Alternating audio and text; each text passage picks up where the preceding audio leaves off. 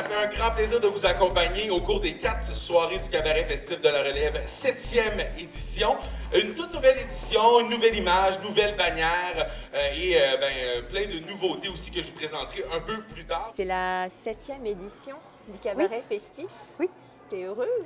Très heureuse, oui. On se doutait pas que ça allait se rendre à 7 ans, hein? Donc ça passe vite. C'est ça qu'on constate. Rappelons un peu comment ça se passe, le processus. Oui. Dans le fond, il y a 3 soirées de qualification. Ce soir, c'est la première. Il y a 4 groupes, 4 projets, en fait, qui jouent à chaque soirée de qualification. Là-dessus, il y a un projet qui est choisi par le jury pour aller à la finale et il y en a un autre qui est choisi par le public pour aller à un vote Internet qui va se passer entre la 3e soirée de qualification et la finale. Donc, ça va faire une finale de 4 finalistes le 18 mars. Donc, c'est un petit peu comme ça que ça se déroule. Comment vous avez choisi les groupes cette année? Ça a été un long travail de longue haleine, là, je te dirais. On a eu plus de 120 inscriptions. Donc, quand on choisit 12 projets, c'est assez difficile. Ça se passe assez bien. Par contre, on écoute beaucoup de musique dans le temps des fêtes à chaque année. C'est ça qui se passe. Donc, on passe à peu près de 120 jusqu'à 40 ou 30 assez rapidement. Donc, ce processus-là se fait quand même relativement bien. Il y a des gens, des projets qui ne cadrent pas ou des projets qui sont moins prêts, en fait. Puis ensuite, il y a un comité de sélection à qui on envoie le top 30, en fait, ou le top 40. Donc, ces gens-là qui sont des partenaires, qui sont des gens du milieu de la musique, qui nous envoient par la suite leurs 12 choix à eux. Puis ensuite, bien, on fait un petit peu des liens, puis il y a une cohorte de 12 qui ressort de tout ça. On mise beaucoup sur l'originalité, je te dirais, des projets qu'on ne voit pas ailleurs, des projets qui vont surprendre.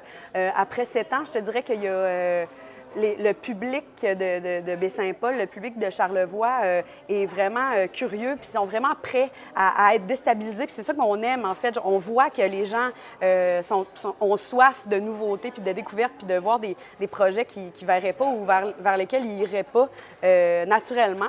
Donc, on essaie, c'est vraiment des projets délurés, des projets originaux, assumés. Donc, c'est vraiment 12 beaux projets cette année. Puis 12 projets très variés. Très variés, oui, exactement. On essaie vraiment d'y aller dans toutes sortes de styles. C'est vraiment ce qu'on a fait encore cette année parce que c'est ça, évidemment, on veut plaire à tout le monde en suivant, évidemment, notre ligne directrice artistique, là. Donc, voilà.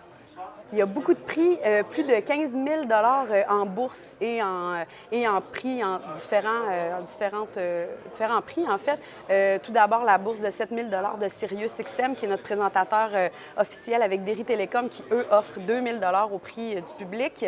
On a des capsules avec la Fabrique culturelle de Télé-Québec. Il y a des places, évidemment, sur la programmation du festif, du prochain festif cet été. Sinon, on a beaucoup de visibilité pour eux. Donc, dans les médias de Québec, des médias de Montréal qui s'associent à nous. On a entre autres le nouveau prix du Festival de Granby. Donc ça, c'est quand même un gros partenariat qu'on a développé cette année.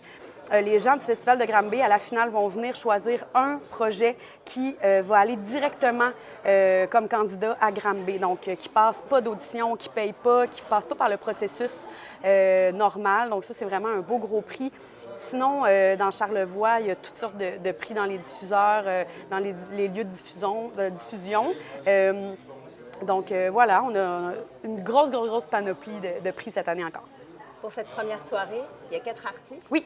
Tu peux m'en parler? Oui, donc MCC, la Guillaume Mansour Expérience, Leverage for Mountains et Jérôme Casabon. C'est des groupes, en fait, premièrement, les soirées auxquelles passent ces artistes sont pigées au hasard. Donc, ça fait vraiment des soirées vraiment éclectiques. Guillaume Mansour Expérience, quelque chose de vraiment éclaté. Ça vaut la peine de voir ça en spectacle.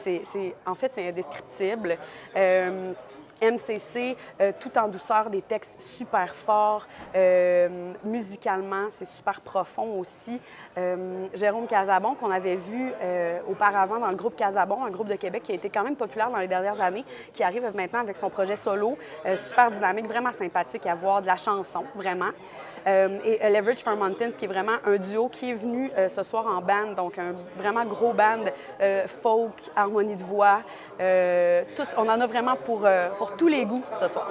On le sait, la famille des concours au Québec, des concours musicaux, est assez petite. On parle des Francouvertes à Montréal, le Festival de Granby, il y a Saint-Ambroise, il y a le Petite-Vallée aussi. Puis on sent maintenant qu'on fait partie de la famille.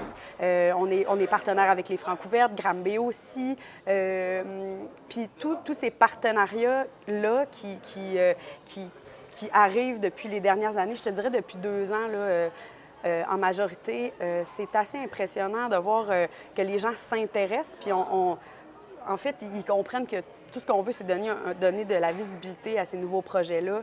Donc, on fait vraiment partie de la famille. Donc, les partenariats se font naturellement de plus en plus. Fait qu'on est super contents.